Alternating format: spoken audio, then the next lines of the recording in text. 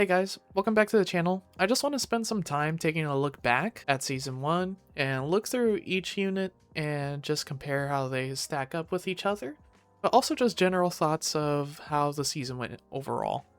So first and foremost, let's start off with Yuki. She was an interesting character when she came out originally, because she had inspiration being her main gimmick, as you can see with her cards here, and a lot of her strength is based on her inspiration mechanic, so that means that just by itself, other than stacking your deck with Prepare to Subdues and duplicating that card, her game plan is very much reliant on having a draw engine on your team. Because if you want to make the most of your damage, you need to be playing a lot of Iceberg Cleave. But to play Iceberg Cleave, you need to get Inspiration procced on it. Or Flash Slash, same thing, right? Both cards rely on having Inspiration being enabled. If you take a look at Prepare to Subdue, for example, a lot of this is trying to accelerate her own game plan, but at the same time, because she is a damage unit, you don't really want her to be the person with a bunch of Prepare to Subdues, right? You want her to have a bunch of copies of, like I said before, Iceberg Cleave or Flash Slash. I think from here you can get the general point though, right? Her game plan is almost feels like it's over reliant on inspiration, to where because of that over reliance, now you're having to rely on having a team built around her. She can't just be able to execute her game plan as efficiently as you would think she could.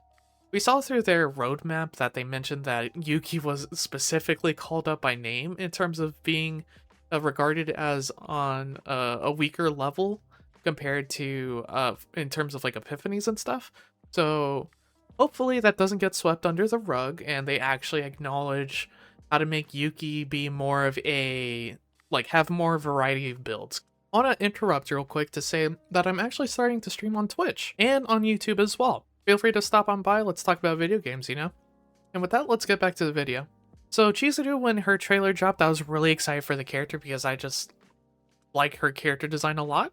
Shout out to Acheron, but anyways, so pretty much her game plan can be split up into three things, right? She can either be a basic attacker where you fill up your hand with a bunch of moon slashes, right? Using that Oni Hunt Epiphany to get 2 moon slashes, and then you play someone like Rin to buff those basic attacks, and then you really just start amping up the damage. Or you go towards a more Shadow of the Moon, one turn kill type combo. So you have a bunch of duplicates of the middle Tsukiyomi that I have moused over right now. Try to go for that big damage turn. Or you can go to that niche build where you actually build her more of like a support using Bound at Dusk for that AP reduction cost and essentially to be able to cheat out cards. So, you know, going for like the first Epiphany or the third Epiphany, or if you're feeling very experimental, you go the fourth Epiphany with lead cards. Or the fifth one. I mean, yeah, you get the point though. You're going for that AP cost reduction to be able to play more cards in that given turn. But of course, that's a very like niche build. So that wraps up Chizuru. Let's move on to Serenio. So Serenio is the very first limited unit to come into the game. So essentially a way for whales to get baited into spending a lot, right? Because of the heavy emphasis on FOMO because of her being a limited unit. Monetization strategy aside, her game plan is based around Ravage, the break mechanic, essentially, if you played something like Star Rail, right? And the interesting thing is that she's able to essentially bounce homing lasers, so this card, back into her hand over and over again. So her basic game plan is essentially just trying to break the enemy as fast as possible, and then bouncing these back into your hand.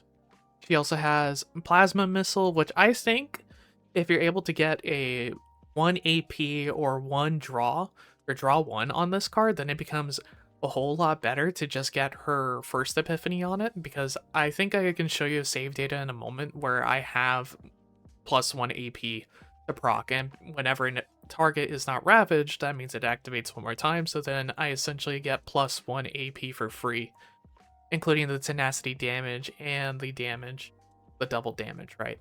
So very insane value for that. She can also self-sustain her game plan as well with a third Epiphany by applying an instinct weakness, so it makes the weak, and it lets her burn through tenacity bars much more quickly.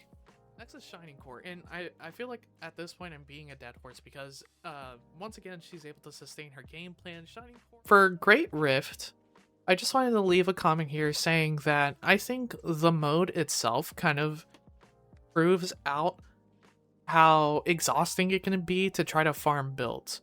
At least my experience trying to farm it, it felt like there was so many points of failure and having to reset that at one point it just becomes, do I really want to go through this probability tree over and over again of, okay, I didn't trigger the mutant sample event, for example, reset.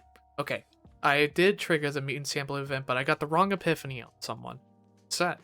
Okay, so I got those two probabilities, but now let's go into the copy card. I copied the wrong card, reset. So now you've made it past 3 points of having to reset, and that's not even including like every epiphany is the one that you want, just this one specific card, right? Then from here it's okay, let's now go on to the next copy event. Oh, the Chimera Knight or the Heart of the Ore Vein event didn't appear, so I lose out on an extra copy chance, so I actually only get 2 copy chances, and that's not great, right? You miss out on having essentially 3 ways to copy. It's the inconsistency, right? Which it is a roguelike at the end of the day. There should be randomness, there should be inconsistency because there naturally should be volatility in your run. They shouldn't all be copy paste the exact same. That would get dry even faster. I'm curious to see what y'all think about Great Rift and y'all's experience grinding for it. But with that, I hope you enjoyed this discussion regarding the Season 1. Thank you for making it all the way to the end of the video, and be sure to like and subscribe. Take it easy. Peace.